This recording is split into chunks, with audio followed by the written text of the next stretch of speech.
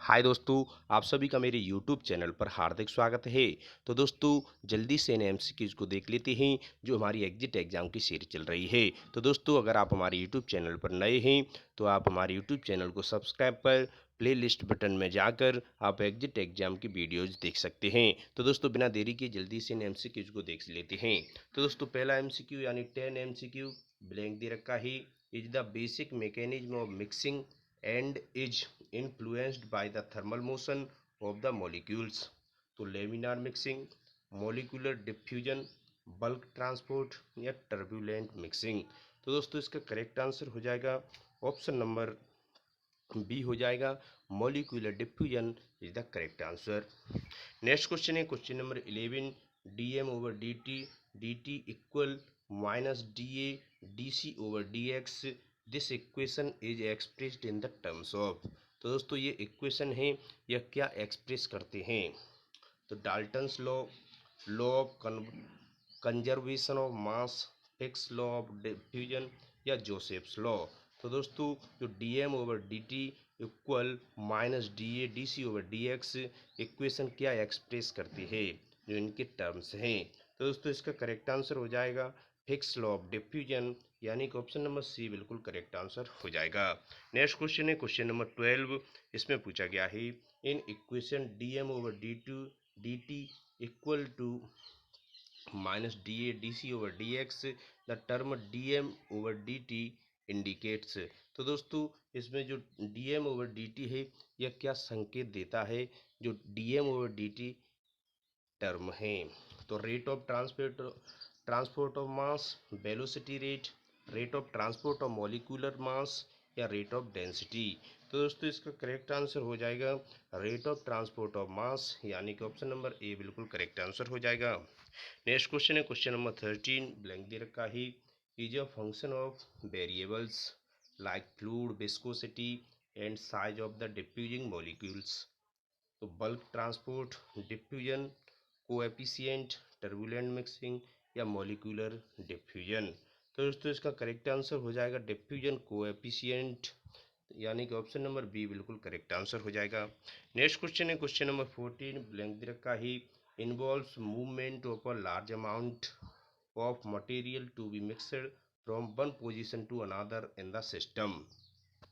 तो turbulent mixing या molecular diffusion, bulk transport या लेमिनार मिक्सिंग। तो दोस्तों, इसका करेक्ट आंसर हो जाएगा ऑप्शन नंबर सी, यानी bulk transport is the correct answer. Next question है क्वेश्चन नंबर 15। इसमें पूछा गया है द ब्लैंक दे रखा है of liquid means random fluctuation of the fluid velocity in the system at any given point which results to the turbulent mixing। तो steady flow, laminar flow, unsteady flow या turbulent flow. तो दोस्तों, इसका correct answer हो जाएगा turbulent flow, यानी कि option number D is the correct answer. Next question question number 16 आपकी स्क्रीन पर आप देख सकते हैं। ब्लैंक दे रखा है can be defined as the vector sum of its components in the x, y and z directions। तो fluid density, fluid velocity, instantaneous velocity या फ्लूइड फ्लो। तो दोस्तों, इसका करेक्ट आंसर हो जाएगा ऑप्शन नंबर बी, यानी fluid velocity is the correct answer. Next question है question number 17 आपकी स्क्रीन पर। तो under the effect of turbulence the fluid show different blank दे रखा है at different locations at the same time. तो instantaneous velocities, fluid densities, fluid flows या fluid velocities. तो दोस्तों, इसका करेक्ट आंसर हो जाएगा इंस्टेंटेनियस वेलोसिटीज, यानी कि ऑप्शन नंबर ए बिल्कुल करेक्ट आंसर हो जाता है। नेक्स्ट क्वेश्चन है क्वेश्चन नंबर 18। इसमें पूछा गया है ब्लैंक दे रखा है can be defined as a part of fluid in a unit form moving in an opposite direction to that of the general flow। तो fluid velocity, eddy, fluid density और fluid flow. तो दोस्तों, इसका correct answer हो जाएगा eddy, यानी कि option number B बिल्कुल करेक्ट हो जाएगा। नेक्स्ट क्वेश्चन है क्वेश्चन नंबर 19। ब्लैंक दे रखा है और streamline flow is seen during the processing of highly viscous fluids. तो laminar flow, steady flow, unsteady flow और टर्बुलेंट फ्लो। तो दोस्तों, इसका करेक्ट आंसर हो जाएगा लेमिनार फ्लो यानी कि ऑप्शन नंबर ए बिल्कुल करेक्ट आंसर हो जाता है। यानी लेमिनार फ्लो और स्ट्रीमलाइन फ्लो, इन दोनों का काम एक ही होता है। तो नेक्स्ट क्वेश्चन है क्वेश्चन नंबर 20, ब्लैंक दे रखा है। Mixing is used in pharmaceutical industries for the formulation of various types of products such as tablets, powders and capsules. तो दोस्तों किस प्रकार की मिक्सिंग होती है? सॉलिड लिक्विड मिक्सिंग या solid solid mixing, liquid liquid या मैक्रो मिक्सिंग। तो दोस्तों इसका करेक्ट आंसर हो जाएगा सॉलिड सॉलिड मिक्सिंग होती है, जिसका यूज फार्मास्यूटिकल इंडस्ट्रीज में फॉर्मुलेशन के रूप में किया जाता है।